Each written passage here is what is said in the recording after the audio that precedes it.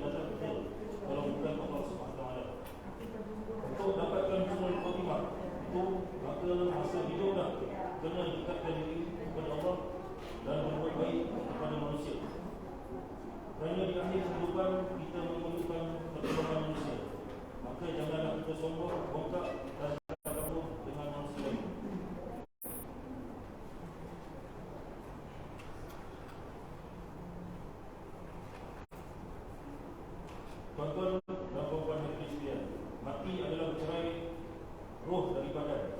Tetapi ianya bukanlah satu babak yang terjedah dalam arena kehidupan di dunia.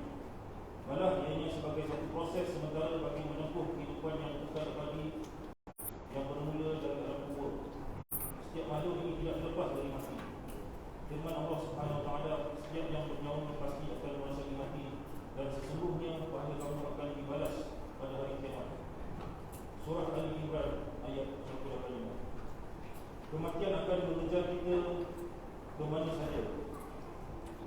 Ia akan tiba pada bila-bila masa tanpa diundang, dan tidak cepat atau tidak lambat walau sesaat. Namun Islam mengatur umatnya supaya mengingati mati.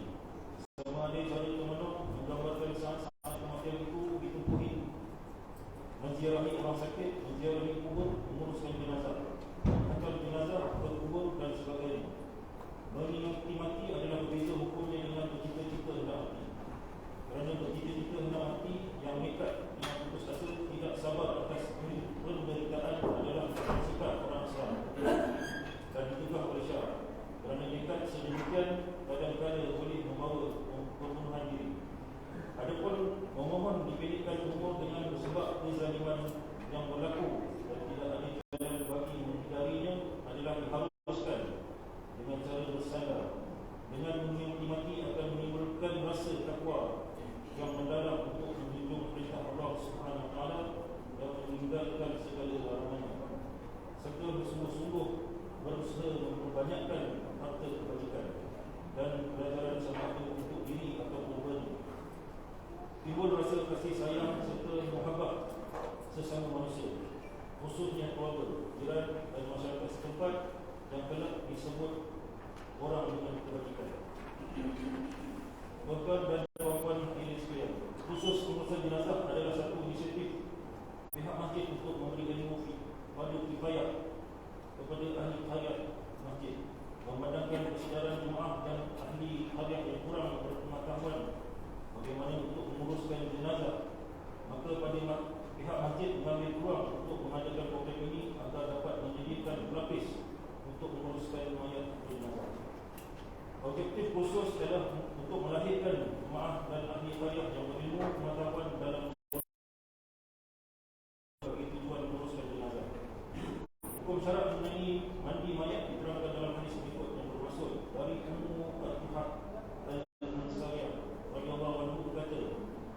Rasulullah SAW masuk ke tempat kami ketika kami wafat lalu bersabda, mandikanlah dia dengan 3 atau 5 kali atau lebih dari itu. Jika kamu pandang elok tambahan yang demikian, iaitu dengan air dan serbuk daun bidara, dan campurkan sedikit kapur halus pada kami yang akhir. Setelah kamu selesai mandikannya, beritahu kepada itu. Setelah selesai, kami pun beritahu kepada baginda, lalu baginda memberi kepada kami kain sarungnya sampai besar. Balutlah badannya dengan kain ini. Hadis riwayat Bukhari dan Muslim. Sebelum berundur, saya sekali lagi ingin mengucapkan ribuan terima kasih kepada barisan pasukan pengurusan jenazah Masjid Al-Qaryah di atas pengumuman khusus pengurusan jenazah pada tahun ini, serta tahniah kepada semua peserta yang sanggup meluangkan masa mendalami ilmu dan kefahaman tentang seluk-beluk berkenaan pengurusan jenazah. Sekian, wabillahi taufiq wal hidayah. Wassalamualaikum warahmatullahi wabarakatuh. Dengan lafaz Bismillahirrahmanirrahim, saya hari ini meresmikan khusus pengurusan jenazah profesional tahun 1444 Hijriah bersamaan 2023 Masehi.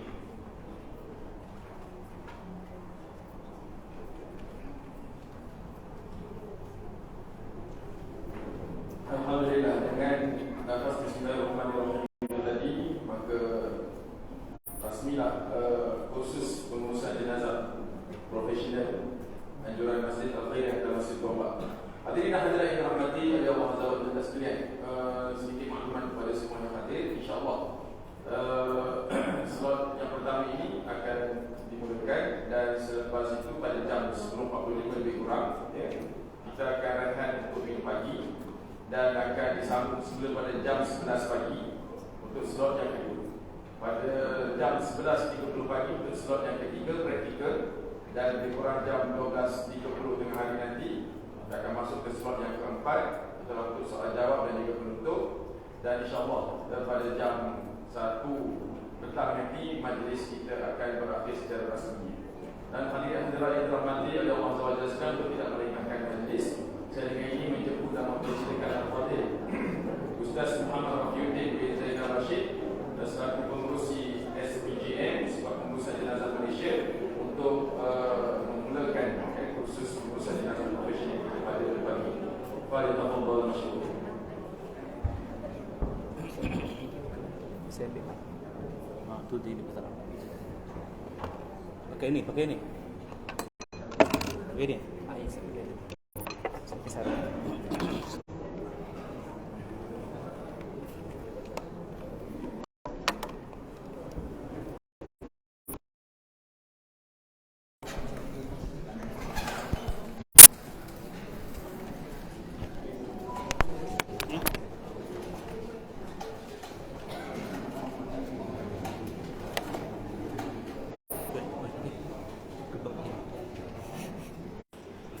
Kita balik. Betul eh?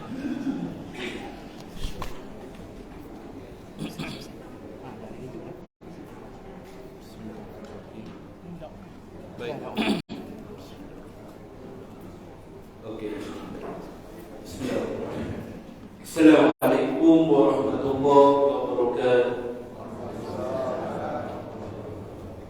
Alhamdulillah rabbil alamin. Wassalatu wassalamu ala asyrafil anbiya wal mursalin wa ala alihi wa sahbihi ajma'in.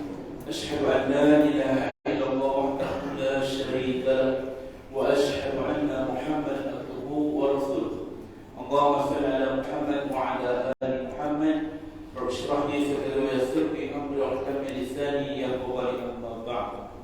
Terima kasih kepada saudara pengurusi majlis yang saya Encik Zulkarnain bin Saleh selaku Timbalan Nazir Masjid Al-Qaryah, barisan Datuk Imam Hadidah Musliman para jemaah Masjid Al-Qaryah Taman Sri Muhammad.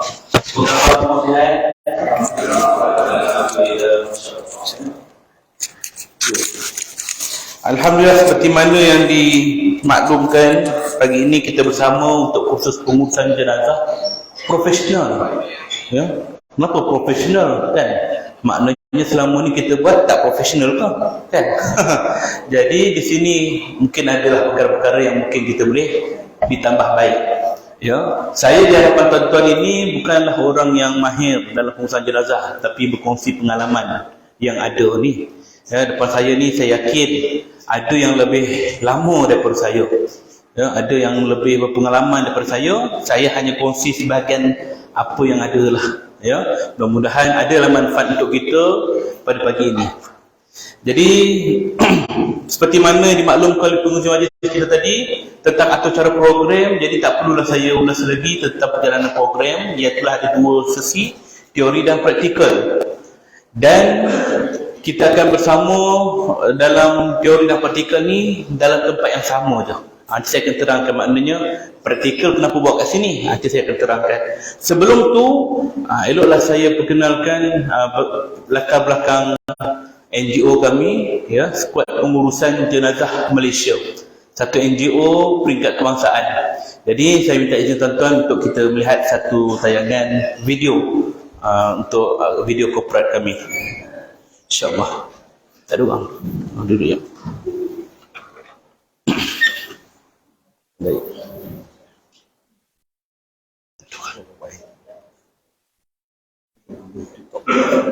Saya punya TikTok. Oh.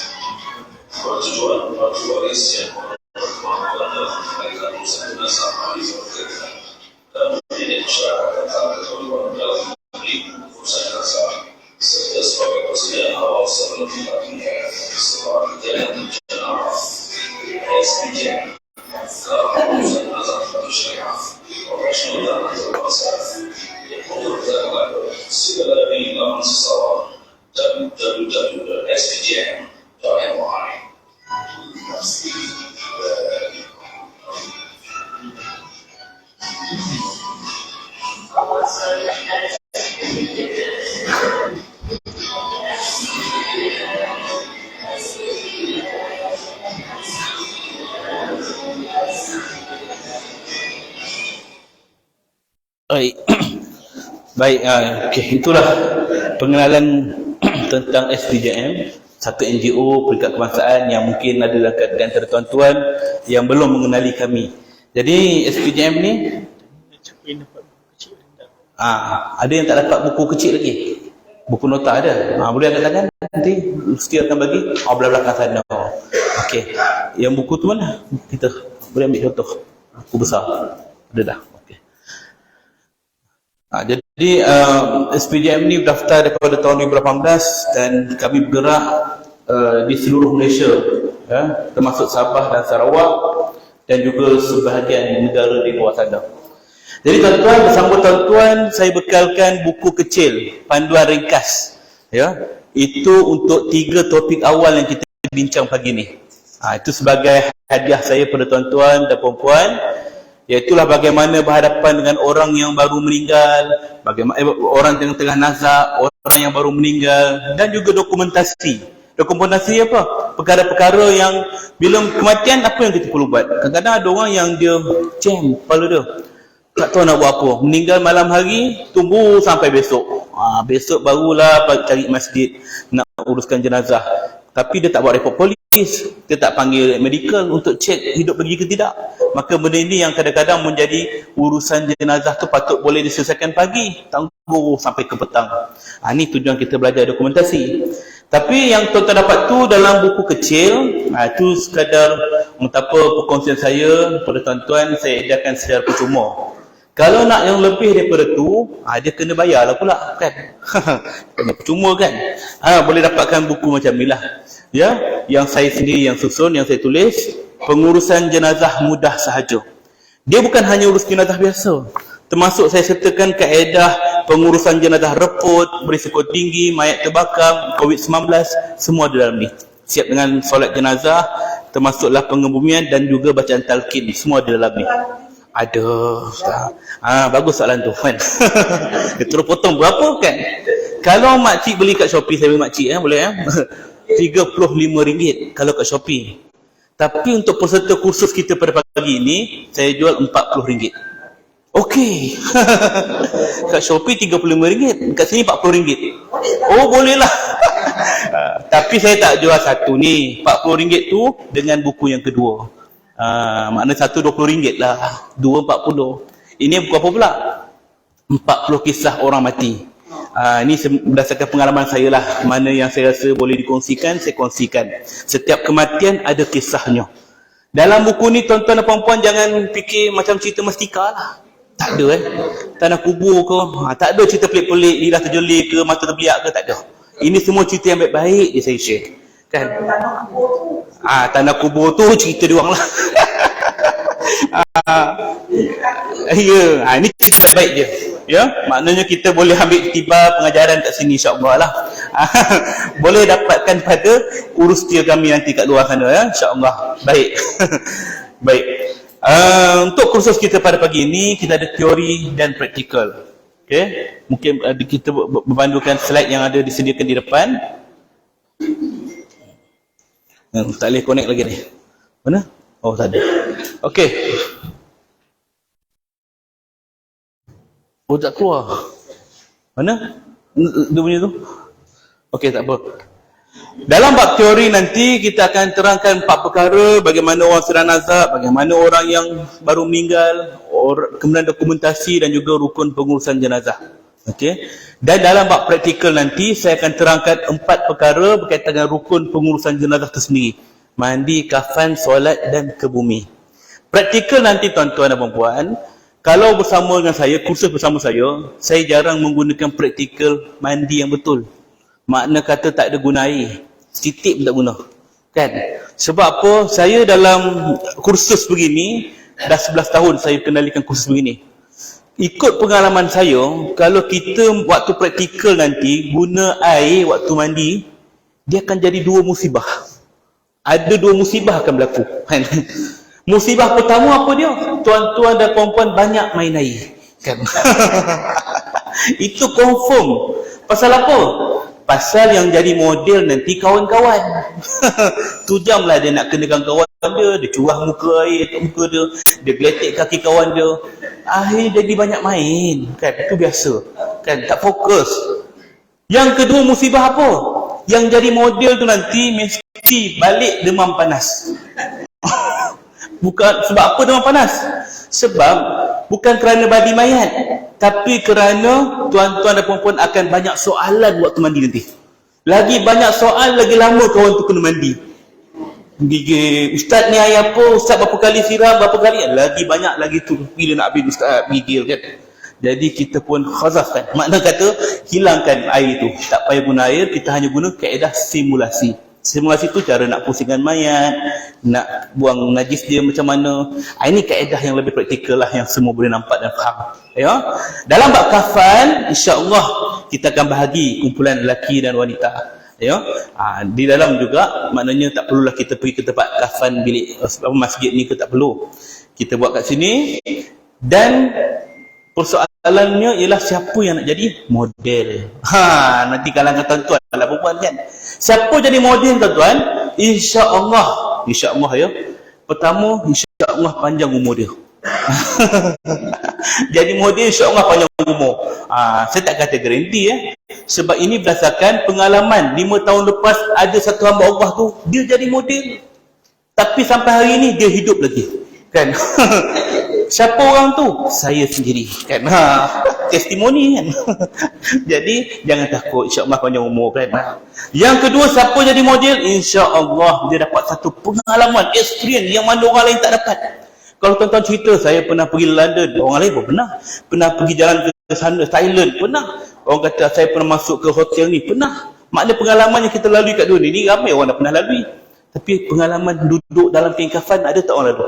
Jarang kan. Aku dah pernah kena kafan. Kau pernah? Tak pernah kan. Itu pengalaman kan, yang mana orang lain tak boleh share macam mana experience tu. Dah mati nanti nak share dengan siapa kan?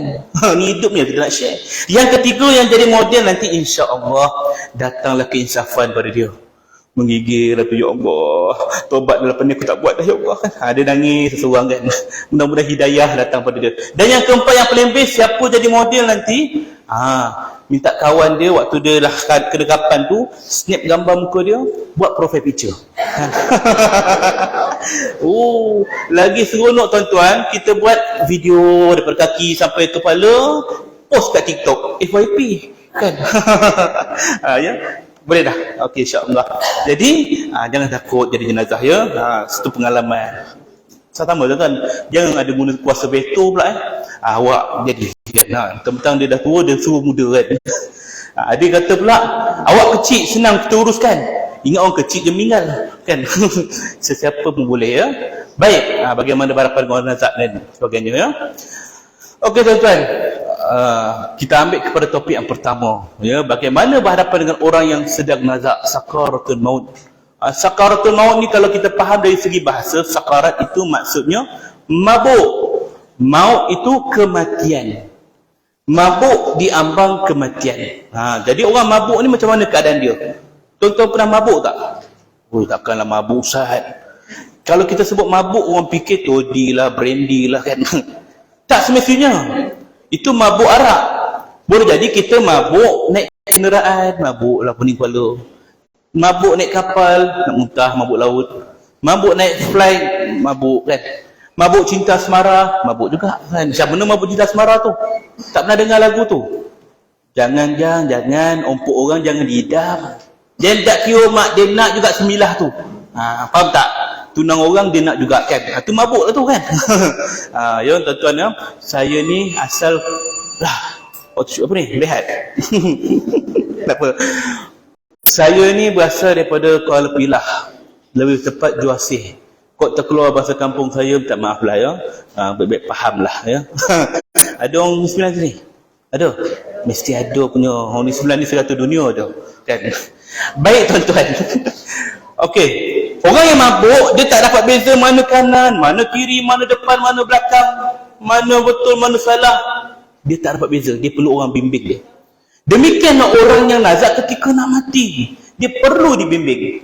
Lalu apa yang kita perlu buat? Kita ikut sunnah Nabi SAW. Lakinu mautakum la ilaha illallah.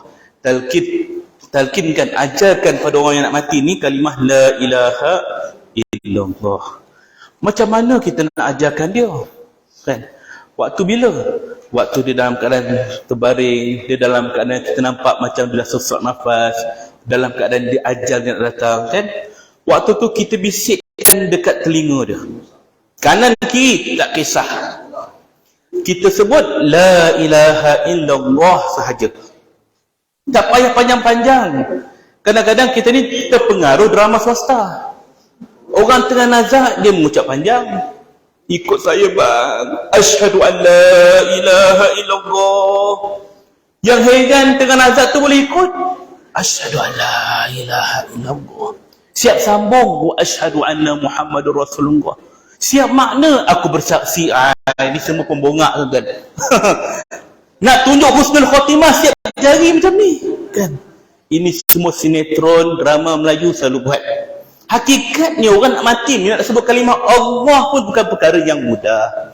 Ya, dia bergantung pada diri dia atas izin Allah Taala. Maka tak perlu ajar panjang-panjang, cukup ikut sunnah la ilaha illallah, bisik kat dia. Dan nak ajar kalimah la ilaha illallah ni, dia jangan kita buat terlalu laju dan jangan buat terlalu perlahan. Kan? Ikut saya bang. La ilaha illallah. Sompot orang tu. Silat-silat dia lompang kita. Cepat sikit kan.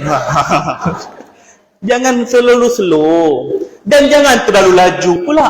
Ikut saya bang. Abzikri fa'lam annahu la ilaha illallah. Tak boleh juga dalam macam tali arwah kita buat. Jadi kita ambil yang singkat.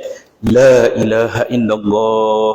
La ilaha illallah. Sehingga dia dapat ucap. Kalau dapat ucap sekali, cukup. Maknanya kita bagi dia ruang sampai dia meninggal dunia. Sekali je. Pastikan itu adalah perkataan terakhir yang dia ucap. Ya, sebagaimana yang Nabi sebut, man kana akhiru kalamihi la ilaha illallah dakhalal jannah. Barang siapa akhir kalam dia sempat ucap la ilaha illallah, masuk dalam syurga.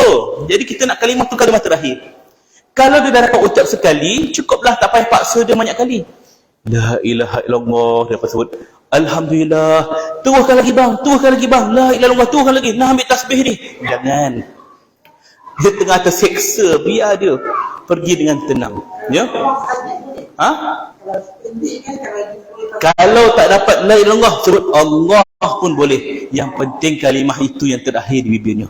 Allah. Sekiranya tak dapat ucap langsung, sama ada dalam keadaan koma, tak sedar diri ataupun tak keluar suara itu daripada mulut dia, kita minta isyarat daripada badan dia. Kalau sebut la ilaha illallah, dengar tak?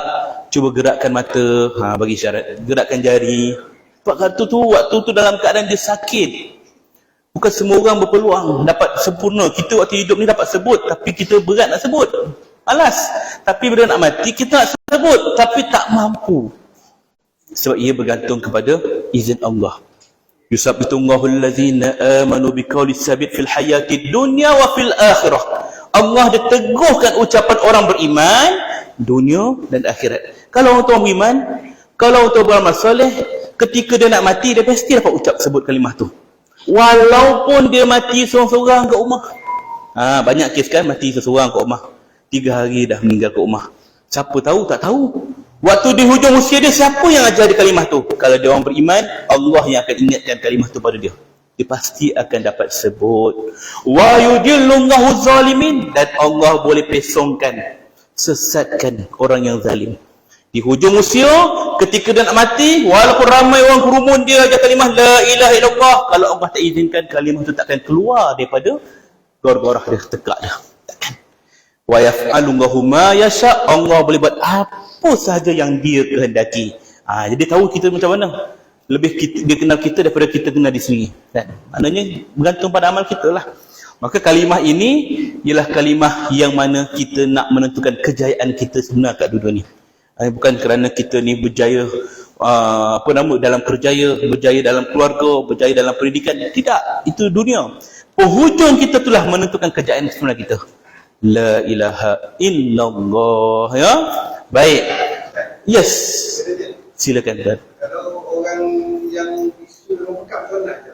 Terbaik soalan tu. Macam mana pula kalau orang tu bisu dengan pekak? Takkan time tu kita nak bersilat dengan dia? Ikut saya bang, la ilaha illallah.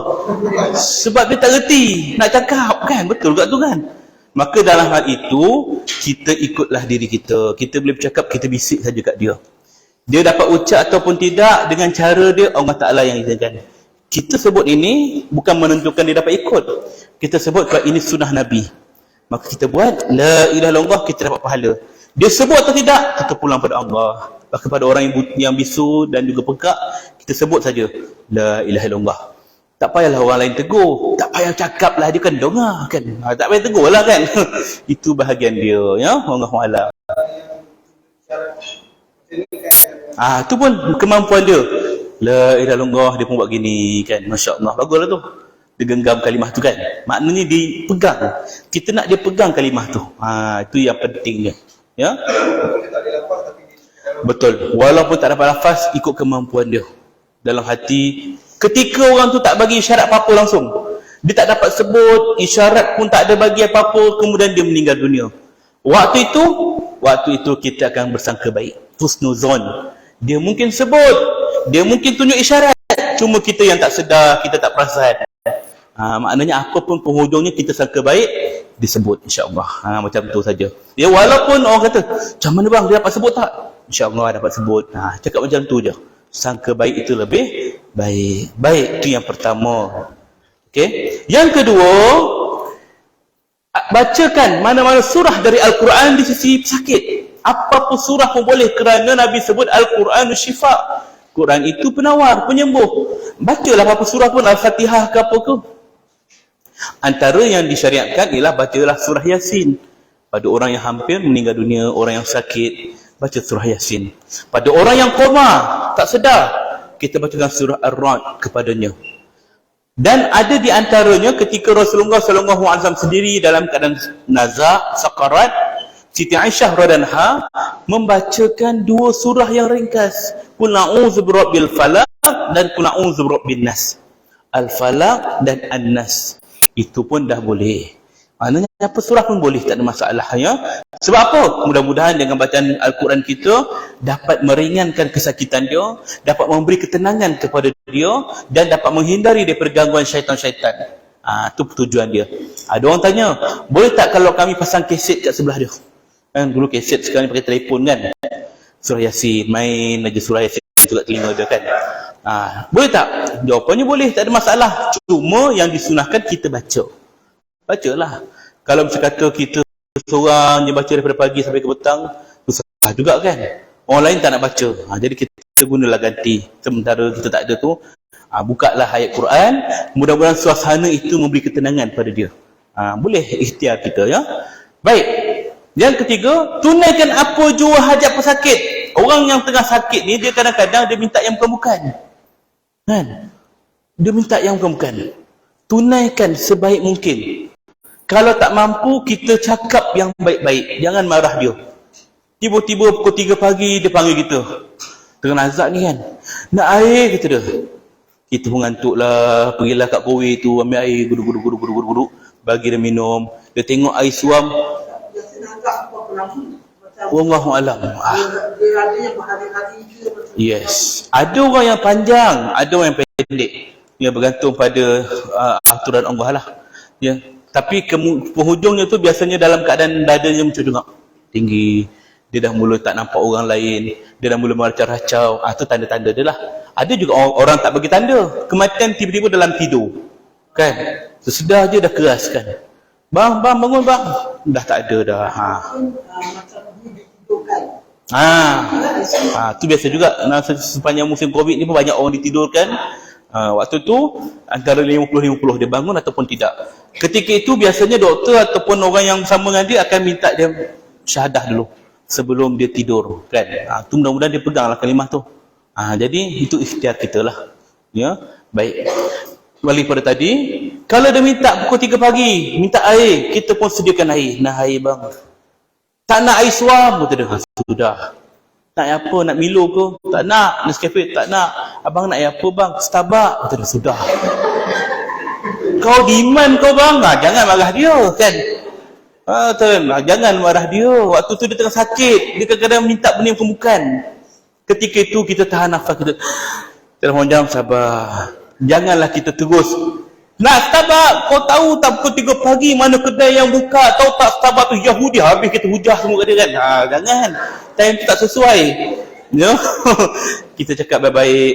Tak ada waktu sekarang. Besoklah, besok insya-Allah besok ya. Biar dia tenang. Ya. Besok tu kalau dia masih ada lagi nyawa, kita ikhtiarlah dia minta air tu, pergilah cari. Kat mana Starbucks ni? Alah kedai tutup pula. Tapi kat Bukit Bintang sana baru jumpa. Sepanjang perjalanan ni tutup aja orang kan, beratur. Sampai sana dah beli air tu, dah beli yang paling mahal, ada pula topping apa semua. Bawa kat dia. Kan nak bagi tahu suasana, nak cerita suasana ni. Sampai kat dia, nah bang semalam minta air Starbucks, contohlah kan. Dia pun minum sikit. Dah tak nak dah. Angin tak gitu. Kita bukan main payah jam, ngadap jam sampai ke sana, tiba-tiba dia sedut sikit. Waktu tu tarik nafas dalam, sabar. Jangan kita sombong dia. Kau tahu tak aku pagi-pagi beratur, drive-thru apa semua datang ngadap dia. Jangan marah, dia tak payah cerita. Kalau dia tak nak, kita berdalai tu. Oh susah kan? Jadi saya nak bagi tahu, sekiranya dia tak mampu, cakap yang baik-baik. Ya, kalau dia minta yang bukan-bukan, kita jangan marah dia. Orang tengah nazak ni, dia antara dia nak percaya kita atau dia percaya kepada syaitan. Waktu tu syaitan akan datang masuk dia. Datang menyerupai mungkin arwah mak dia dah meninggal lama. Mak datang ni daripada syurga. Mak saya sakit mak. Saya minta air dia orang tak bagi. Ni mak bawa air daripada syurga lagi sedap daripada air apa yang kau minum tu. Dia datang. Mak minta air tu dengan syarat kau kena keluar daripada Islam. Kita bukannya agama yang sebenar. Dia akan cuba hasut kita. Kalau orang tu lemah iman dia, ketika itu tak ada orang yang bacakan Al-Quran untuk pagar dia daripada gangguan syaitan, dan ketika itu apa hajat yang dia nak orang tak layan, mungkin dia akan tersasar. Takut-takut mati dalam keadaan kufur wa iyyazubillah. Ni penghujung kita ni. Kita tak tahu tahap iman kita macam mana, mampu lawan atau tidak ujian hujung nyawa kita nanti. Ya, banyak orang yang dia tewas ketika tu. Ya, saya 2 minggu lepas saya baru balik ride daripada Thailand. Tapi saya sampai malam, masa on the way nak balik KL, saya lalu LPT. Malam ni, dekat pukul 10 malam. Sampai kat Temeloh jalan gelap kan LPT tu. Mana ada lampu. Saya seorang je, saya buka lampu tinggi. Tiba-tiba daripada jauh nampak macam ada benda tengah jalan. Sudah, apa benda tu kan? Kita slow lah kan? Dan seorang ni jangan main-main kan? Tiba-tiba nampak ada orang jatuh motor. 2 orang, lelaki perempuan. Saya kata kat dia, saya risau kereta belakang tak nampak. Saya sendiri pun nak langgar dia lah. Saya pusing motor, saya buka lampu tinggi, bagi isyarat dengan handphone kan. Sakit bang, tolong bang, kata lelaki dia tu. Yang perempuan tak sedar dah. Tolong. Saya sabar dulu, saya nak perhatikan kereta belakang ni. Kalau tidak, sekali lagi kena rempuh. Tengah tunggu-tunggu, tiba-tiba datang satu kereta. Bang, rempuh dia. Depan motor saya. Ya Allah, ada lagi tak tu kan? Dia dah beralih sikit lah tempat dia kan. Motor dia tu lah yang tersadai sana.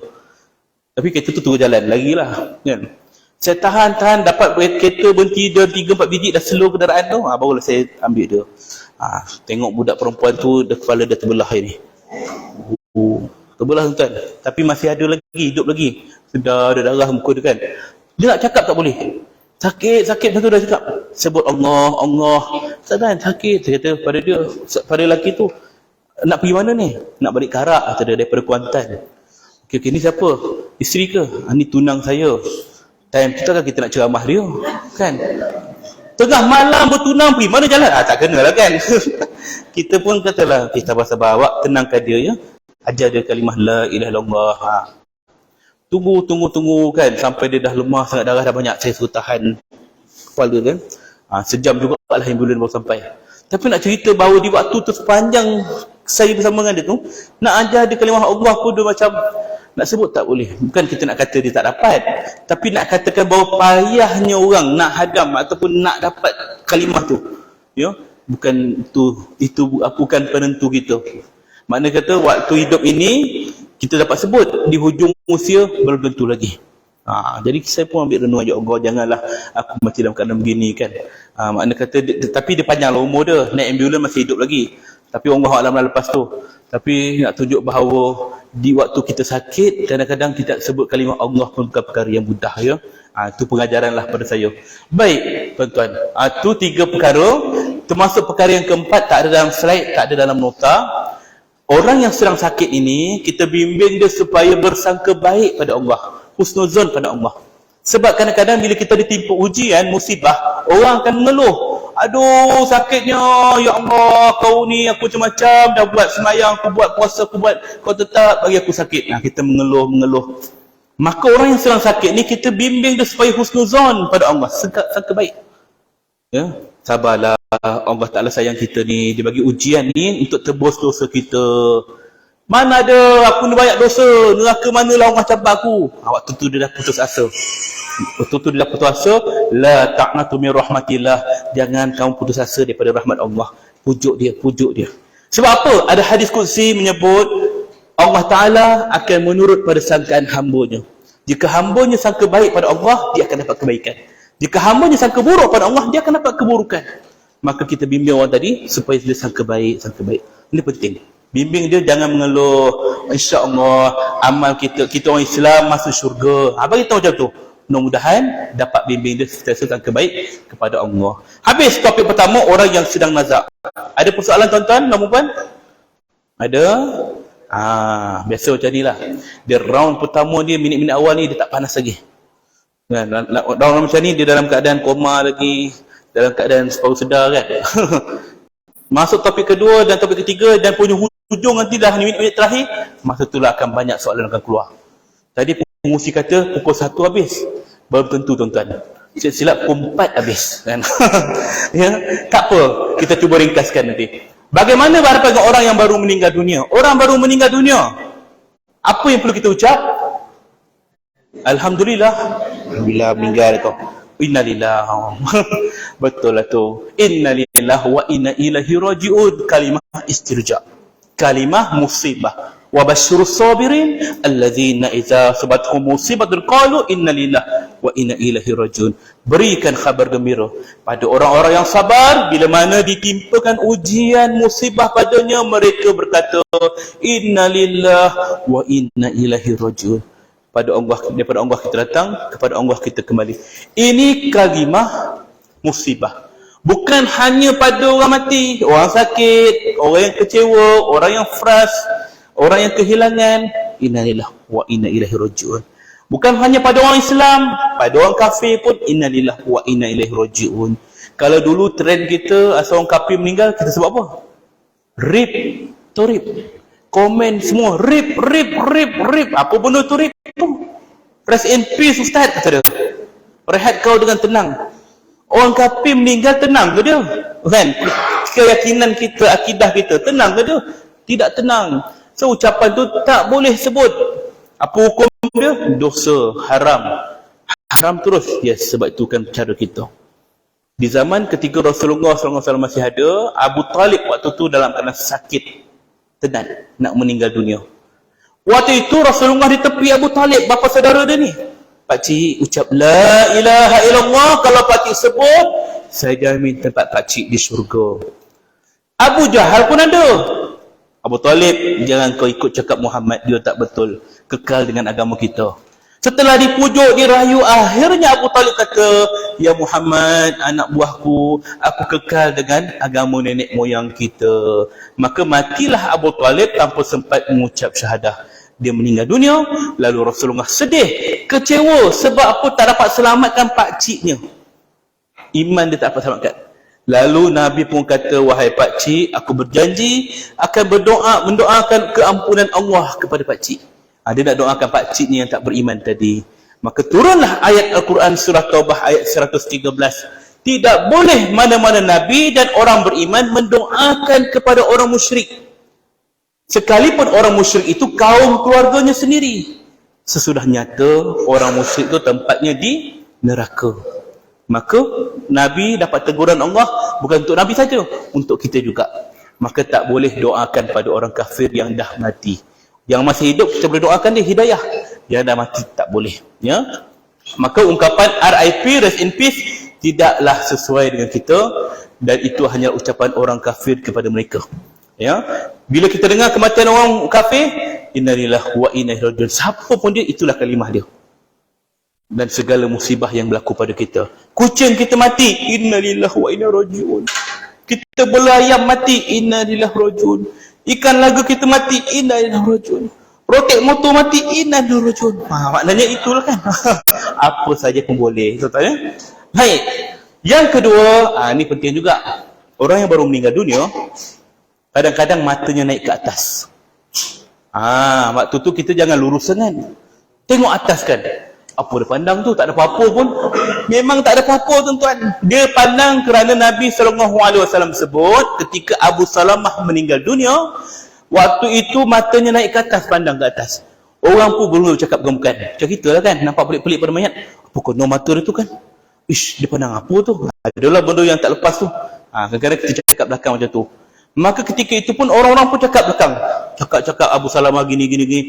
Maka kata Nabi, orang yang meninggal dunia, rohnya, matanya akan mengiringi pemergian rohnya.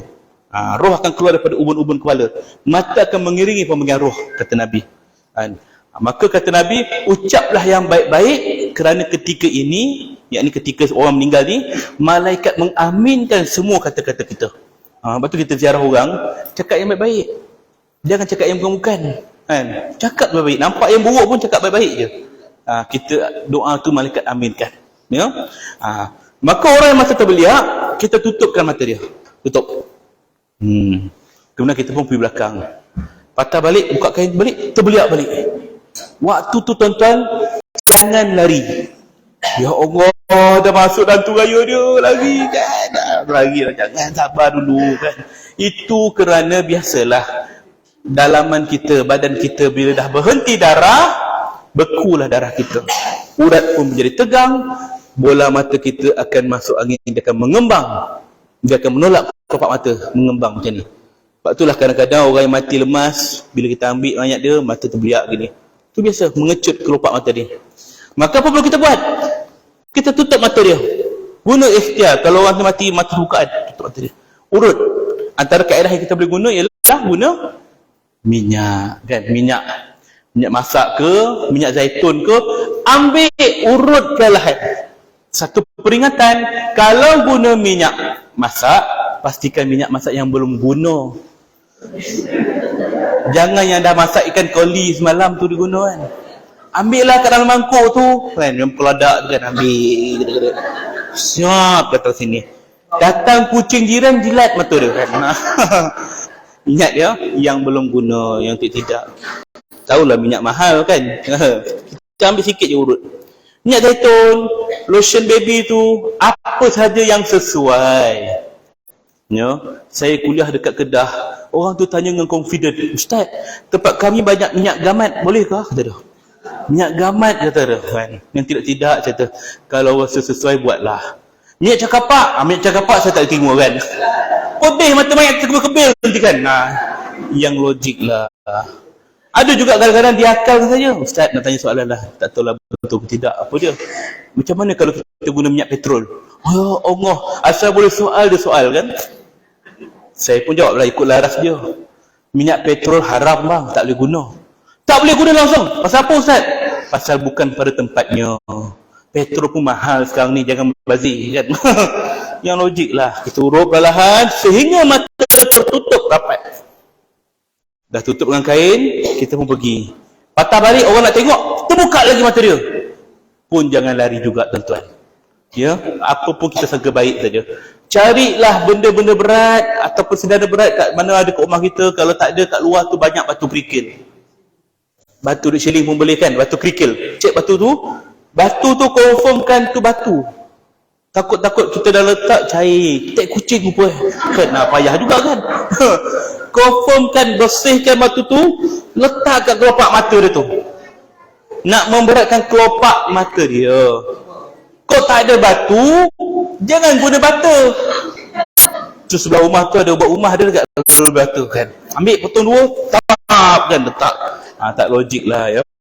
Jadi kita ambil benda lain. Antaranya duit shilling. Selotip tu nanti yang keempat. Kita ikut step tu. Yang ketiga duit shilling. Ambil duit shilling 50 sen yang besar tu kan. Bukan yang emas tu, yang dulu kan. Gangsa tu. Kita ambil letak dekat mata. Itu tujuannya untuk memberatkan kelopak mata. Logam apapun boleh. Shilling pasal kat rumah kita banyak bersepah sekarang kan. Mau tak kan. Angkat kapet tu bersepah shilling kan. Ambil letak. Kalau guna shilling, pastikan ada selotip nanti. Dia buat shilling ni. Kalau kita guna shilling, pastikan jangan lama sangat. Kita dah letak shilling, kita tutup muka mayat tu dengan kain.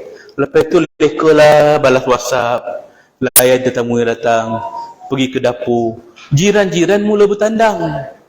Sok saya arwah ni baiklah, sedihlah, sebab betul dia meninggal. Kita tak alih lagi duit tu. Dia buka kain, astagfirullah, mata duitan. Sudah. Kecoh taman Segopak kan. Mata tu keluar. Dah pastikan ambil buat cerita kan. Jadi nak kata bahawa sebelum orang datang, alihkan apa yang tak sepatutnya ada. Tak nak orang datang mereka fitnah. Sekiranya tak dapat duit shilling tu, terbuka lagi mata dia, baru kita guna kaedah selotip. Saya letakkan selotip ni sebagai kaedah yang terakhir kerana selotip ni dia ada gam. Gam ni bila kena pada kulit mayat ni dah reput, dah rapuh. Bila kita nak buka siat tu, takut dia tersiap dengan kulit dia sekali. Jadi biarlah kaedah terakhir. Lepas tu saya mention kat situ, pita pelekat kertas. Selotip kertas ni gam dia nipis. Jangan tuan-tuan guna double tape. Double tape boleh lah ni, kat rumah ni dia je dah. Susah nak buka nanti ya. Siapa yang tulis nota tu tulis betul-betul selotip. Takut tu tulis stapler. Sudah kan. Stapler gun lah tu. Tap kan. Jangan tuan-tuan. Tapi tuan-tuan, saya ada pengalaman ya. Nak share lah ni ya. Kalau tuan-tuan Google nama saya Ustaz Rafi, mungkin orang tak nampak. Tapi kalau tuan-tuan Google Ustaz Undertaker, keluarlah saya kan. Kenapa saya dipanggil Ustaz Undertaker? Sebab di samping saya dalam bidang syariah, saya juga mengambil diploma kedua saya, iaitu dalam bidang Diploma Science in Embalming and Undertaker. Nampak tak? Tak nak dengar kan? Pembelur tu kan? Dia tak ada kat Malaysia. Saya ambil kat Manila, Filipina. Kan? Kenapa saya ambil? Kerana masa dulu, sebelum ni, ketika saya uruskan jenazah di hospital, sementara nak tunggu jenazah tu bawa keluar, adalah jenazah dekat bilik mayat bukan Islam pun orang keluar. Bawa keranda. Keranda cantik kan? Bukan Islam, Cina mati. Kan keranda dia tu ada cermin. Sajalah nak ngintai. Macam mana muka Cina ni kan? Tengoklah gatal tengok kan? Tengok muka mayat tu, ya Allah, tuan-tuan. Elok tutup rapat muka dia tersenyum. Dalam hati dok fikir, husnul khotimah kan ni? Kan? Tuan-tuan, meninggal. Ayah, muka lah senyum kan? Ong ma kata cerita tu kan? Banyaklah kau punya ong kan? Jadi saya terfikir, macam mana dia buat muka senyum dia kan? Elok, bersih, sempurna. Yes, itulah kunci dia. Saya pun pergilah belajar di college yang bukan Islam tu adalah tujuan saya kenapa saya belajar daripada A to Z. Saya dibawa untuk uruskan jenazah bukan Islam. 10 mayat saya buat kan. Kemudian mayat ini setiap dah selesai mandi, dia akan embam tu mengawet mayat. Sebab orang bukan Islam, dia kebiasaannya lah kalau Cina ke apa ke, dia meninggal lagi ni tak tanam lagi ni. Kadang-kadang seminggu baru dia simpan. Sebab apa? Upacara adat dia lah. So macam mana nak bagi mayat tu tahan lama, tak mereput? Kita 2 hari simpan dah busuk dah. Macam mana nak bagi? Itulah kaedah embalming, pengawitan mayat. Jadi apa yang dia buat? Iaitulah pertama, mayat itu akan dibersihkan badan dia, kemudian kita akan buang darah dalam badan dia. 70% dalam badan kita ni cecair. Semuanya akan dibuang, terutamanya darah lah. Macam mana cara nak buang? Dia akan cari 2 urat yang besar dulu. Dalam badan kita ada 2 urat besar, artery dan vein. Ni bab sains pula ni kan. Saya nak tunjuk senjata saya. Ini senjata Undertaker. Tuan-tuan ya. Ni eksklusif ni. Nama pengurusan jenazah profesional. Ya, betul. Mana dia meninggal, situlah kita simpan. Tak payahlah buat balik. Betul. Dia tersesa. Banyaklah sebab tu kan. Jadi apa ni? Ada pula batang ni. Lihat masa pula lady sati ada sini. Tak apa, simpan noh. Untuk apa ni? Baik. Pertama kita akan keluarkan urat dia tadi. Kita akan keluarkan urat dia. Dekat mana kita ambil? Beberapa anggota badan. Dalam sama ada di leher, di bawah lengan, atas ari-ari ni, atau celah paha. Ini kawasan dialisis, orang cuci darah. Keluarkan dua urat tadi, arteri dan vein. Koreklah. Korek. Dah jumpa. Bahagian arteri itulah di bahagian vein tu, darah besar. Kita akan masukkan gunting macam ni untuk buka laluan dia. Tapi darah tak keluar lagi. Sebab apa darah tak keluar? Sebab jantung tak ada, tak berdegup. Macam mana dia nak pump keluar? So macam mana nak bagi keluar? Di bahagian arteri itulah kita akan masukkan satu tube. Tube itu akan bersambung dengan satu mesin yang ada formalin, cecair formalin. 12 liter. Bila kita buka mesin, dia masuk kat situ, dia akan push keluar darah, mengalir. Keluar. Dia akan ganti. Proses itulah kita akan mengawet mayat.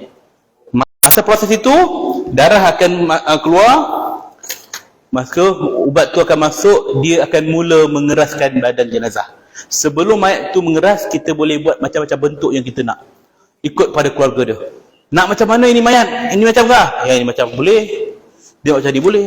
Macam ni boleh. Ha? Marcos. Disimpan. Sampai sekarang ada. Betul. Dia ada juga gotong pun rasanya tak tanam. Ada simpan lagi kan. Jadi orang banyak duit ni dia boleh simpan, boleh tengok kan. Jadi duit banyak, bayar je lah kan. Ubat tadi masuk, kita boleh buat bentuk tangan. Macam mana you mau ni tangan kan? Macam ni boleh. Macam ni boleh. Macam ni boleh. Macam ni boleh. Ikutlah kan. Apa reaksi dia? Dia kadang-kadang pelik-pelik kan. Ya saya mau tangan ni macam. Boleh, tu buatlah. Sampai masuk ubat tu mengeras, tangan dia gini lah dekat. Tuan-tuan. Ubat dah masuk dalam badan. Lepas tu kita masukkan ubat kat sini pula untuk kepala. Waktu masuk kat kepala ni lah saya diajar untuk bentukkan senyuman mayat. Nak bagi mulut tertutup rapat, mata tertutup rapat, dia guna gam uhu. Dia titikkan macam air mo. Tap. Kemudian dia ajarkan saya. Dia kata buat macam ni tangan tu. Ini. Tapi dia tak cakap lagi 9. Orang putih lah kan. Saya translate. Tu kemudian ni baru nak masuk ubat ni. Dia Allah Akbar. Kemudian ubat tu dah masuk, kita buat macam tangan. Tahan dalam 3-4 minit. Okey, lepaskan. Tersenyum mayat tu tuan-tuan. Pasal ubat tu dah keras. Barulah terbuka apa yang saya terfikir sebelum ni. Bukan husnul khotimah, rupa kita yang buat kan. Baru fikir. Tersenyum kan, nak adjust. Ubat tu dah masuk dalam badan, dah habis 12 liter tu. Kita biarkan ubat tu berjalan dalam badan dia. Kita jahit balik luka tu. Kemudian sampailah ke tahap yang kedua. Apa tahap kedua tu? Ya, kita akan gunakan troka. Siapa yang tak kena troka, saya bawa troka. Kan? Nak. Apa dia buat ni? Saya ambil yang paling besar ni. Di hujung troka ni tajam. Di keliling ni ada lubang-lubang. Di penghujung ni juga ada satu lubang. Kita akan sambung dengan satu pipe yang akan bersambung dengan sinki untuk vacuum. Satu lubang akan ditebuk dalam perut. Troka akan masuk. Kita akan hancurkan segala organ dalam badan dia. Hati, limpa, jantung, perut, usus, buah pinggang, kuning kencing, semuanya akan hancur. Dia akan sedut. Dia yes, ada dua sebab. Kita buang dulu lah tu. Buang semua organ, dah clear semua. Kemudian dah selesai, lebih kurang dalam sejam 2 jam. Ya, tujuan dia apa? Untuk mengelakkan mayat terput, sebab dalaman badan inilah punca mayat akan cepat membusuk. Ya. Dan perkara itu belum selesai lagi. Dah aku sedut semua. Tampaklah kesan-kesan kan. Macam mana nak tahu dalam badan ni dah clear dah semua. Macam tuan-tuan minum teh ais dalam cawan. Air dah habis, tinggal ais. Mulut gatal lagi nak sedut. Krok, bunyi ais kan. Macam itulah bunyi dalam perut. Krok, oh dah habis dah ni. Sedut sini pula. Sedut pula. Jangan terbayang-bayang pula nanti kan. Lepas selesai tuan-tuan, ubat tu dah confirm semua dah habis, kita akan jahit balik. Selesai, kemudian kita akan mandikan dia. Kemudian bagi orang non-Muslim, kita akan make upkan dia. Saya belajar semua prosedur. Orang bukan Islam, dia tengok kalau kepercayaan orang Buddha, Buddhis, dia akan pakai pakaian ikut berapa lama yang dia nak simpan. Kalau dia kata 7 hari, maka 7 lapis pakaian dipakaikan. 7 lapis, tebal badan dia. Kemudian kita make upkan dia. Saya ada sijil muar tau. Nak buat gincung, eyeshadow, semua tahulah. Kan, nak make up. Dah selesai, kemudian mayat tu pun akan dimasukkan ke dalam peti dan disimpanlah di chapel gereja mana dia nak pergi. Itu urusan dia. Kemudian seminggu kemudian kami ambil balik jenazah tu, barulah bakar mayat tu. Crematorium. Bakar. Jadi debu tu diberikan pada waris dia. Nah, itu jenazah bukan Islam. Jenazah orang Islam, alhamdulillah kita tak perlu melalui proses yang sakit ni. Namun bagi orang Islam yang meninggal di luar negara, nak bawa balik ke Malaysia, inilah prosedur yang akan dilakukan. Yes, itulah prosedur penerbangan, prosedur antarabangsa. Ya, memang kita akan nampak mayat tu dalam keadaan baik, bersih, jernih, elok je muka ni, tak ada apa-apa pun. Tapi dalam ada hancur, sehancur-hancurnya. Orang Islam lepas selesai embalming, kita akan mandikan dia, kita akan kafankan dia semua, kemudian kita terbangkan. Di luar negara mereka straight dalam bab ini. Embalming ada 4 kaedah. Ya. Pertama, surface embalming, hypodermic embalming, artery embalming dan juga vein embalming. Kita dekat dalam Malaysia ni nak bawa balik jenazah ke luar negara, kalau orang Islam, Indonesia ke Pakistan ke Bangladesh, kita tak guna kaedah ni. Kita guna injection. 5 liter ubat dicucuk dalam seluruh badan dia. Guna cagaria. Dia cucuk tang sini, cucuk tang sini, cucuk tang sini, tang sini. Dia kan. Dia cucuk badan dia, lepas tu kita simbah embalming tu kat atas badan dia, ubat tu. Apa nama tadi? Formalin. Itu kaedah dia. Kalau di luar negara, mereka tak guna kaedah tu. Mesti guna kaedah ni. Walaupun penerbangan tu daripada negara jiran kita Indonesia, dekat je. Ini kaedah dia. Sebab itulah kita ambil ibrah, mana meninggal situlah ke bumi. Tengok Tok Guru Harundin meninggal dekat California, jauh sana. Dia dah pesan dah, kalau aku mati besok tak payah bawa balik, biar ke bumi situ. Sebab ulama tahu apa yang akan berlaku pada mayatnya sekiranya bawa balik. Yang kedua, dia ingat hadis Nabi, kata Nabi, barang siapa yang meninggal di luar daripada tempat dia lahir, maka Allah Ta'ala akan bina mahligai seluas daripada jarak tempat dia lahir sampai tempat dia meninggal. Berapa jauh mahligai tu. Inilah kelebihan dia, tuan-tuan. Ulama dia tahu kan, kita pun tak payah bawa balik mayat. Mana meninggal situlah ke bumi. Saya insya-Allah tuan-tuan dalam masa terdekat ni, sehari 2 ataupun dalam minggu ni, saya mungkin akan terlibat dalam misi pengurusan jenazah di Turki. Ya. Sebab apa? Sebelum ni Turki dia kata dia boleh handle jenazah. Tapi setakat yang kita dengar semalam dah mencecah hampir 50,000 mayat. Dan kemungkinan akan jadi 100,000 berdasarkan bangunan-bangunan yang masih belum digali. Sebab satu, tenaga kurang nak menggali. Yang kedua, dia tak boleh guna mesin. Berhati-hati, takut mayat reput. Dah 2 minggu tentu mayat dalam keadaan reput. Kami mungkin akan terbang ke sana. Ya? Bila saya cakap kat orang mas saya nak pergi sana, dia katalah, habis kalau mati kat sana macam mana? Seorang perempuan kan, mati tanam sana lah, tak payah bawa balik. Saya kata kan, macam tu lah maksud dia. Kalau kita meninggal sana, tak ada kita kat sana lah, tak perlulah bawa balik jenazah tu. Ya? Baik tuan-tuan, itulah dia embalming. Sebab tu orang panggil saya undertaker. Di penghujung program ini, nak ikat tuan-tuan supaya tak balik kan, saya akan tayang satu video berkaitan embalming yang saya sendiri buat. Ini eksklusif. Bila? Nanti saya akan tutup live ni. Tuan-tuan perempuan tak boleh buat rakaman sebab dia satu rakaman yang saya terikat dengan undang-undang kerajaan Filipin. Dia tak boleh nak share pada umum. Sekadar untuk pengajaran boleh, tapi untuk di-reshare balik tak boleh. Kalau ikutkan orang normal setahun ataupun 6 bulan. Kita guna jalan pintas kan? Short Sam kata orang apa 2 minggu. InsyaAllah boleh ya. Lama. Okey. Baik. Sumbatkan kapas ke dalam 2 lubang hidung dan telinga jenazah. Itu biasalah kita nampak orang baru meninggal, kita letak kapas. Tak ada masalah.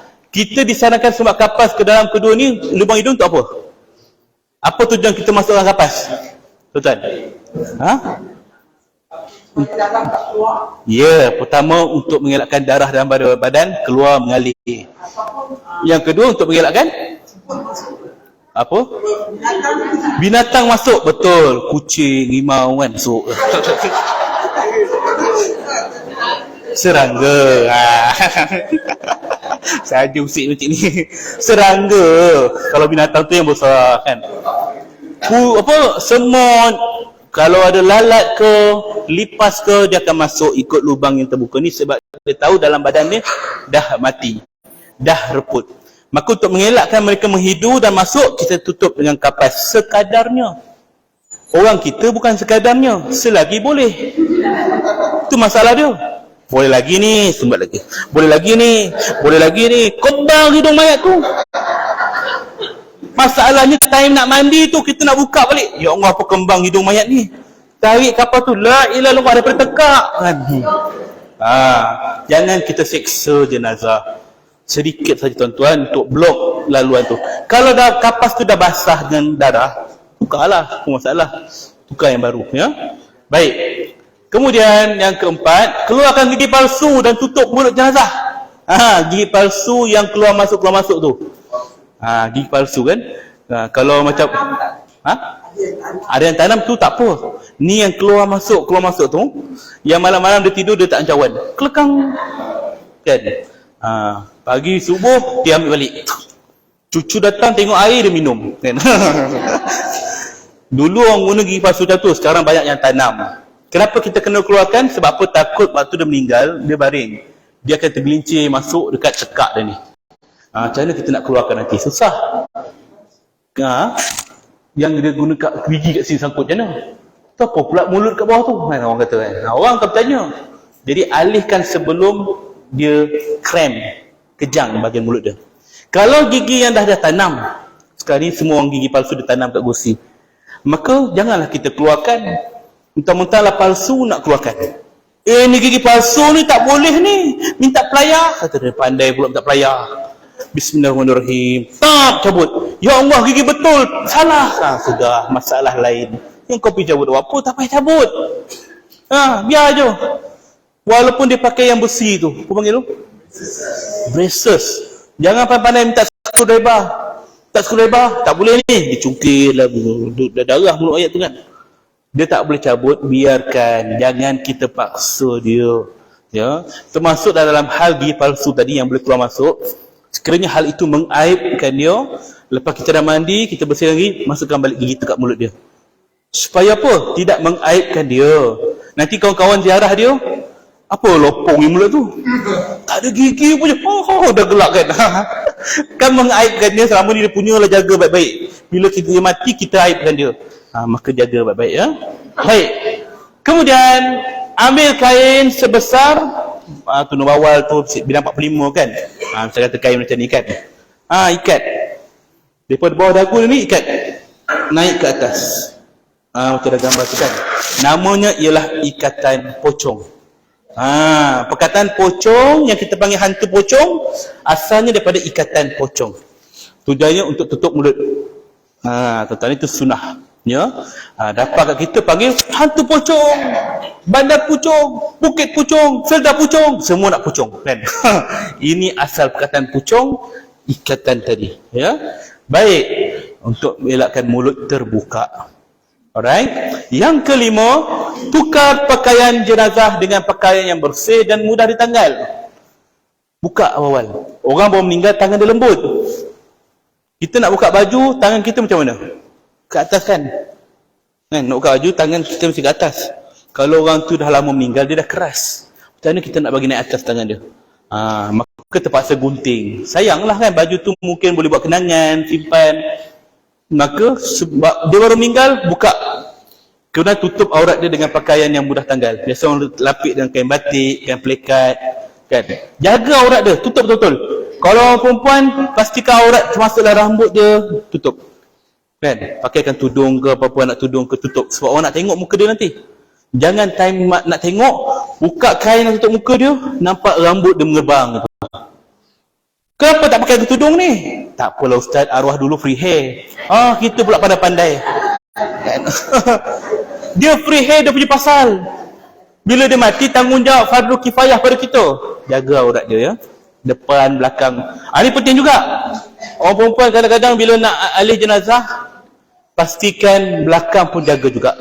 Sebab apa? Situasinya akan masalah bila orang angkat jenazah.